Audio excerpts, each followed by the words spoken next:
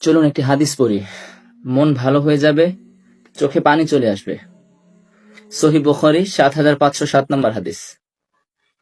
রাসূলুল্লাহ সাল্লাল্লাহু আলাইহি ওয়াসাল্লাম বলেছেন, আল্লাহ তাআলা বলেন, আমার এক বান্দা পাপ করে আর তারপর বলে, ইয়া আল্লাহ, আমার অপরাধ মাফ করে দিন। তারপর আল্লাহ বলেন, আমার বান্দা গুনাহ করেছে আর এরপর বুঝতে পেরেছে তার এক রব রয়েছেন যিনি গুনাহের জন্য ক্ষমা করতে পারেন, আবার শাস্তিও দিতে পারেন। তখন আল্লাহ তাকে মাফ করে দেয়। সে পুনরায় পাপ করে আর বলে, ও আমার রব, আমার গুনাহ হয়ে গেছে, আপনি আমাকে ক্ষমা করে দিন।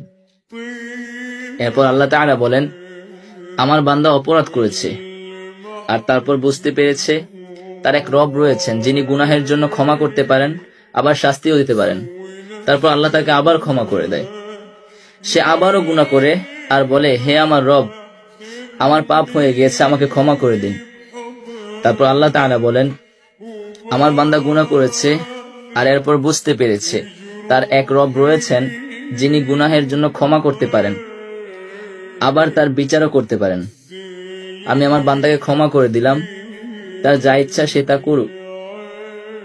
যতবার মন দিয়ে পড়ি, অনুভব করি, চোখ ভিজে আসে।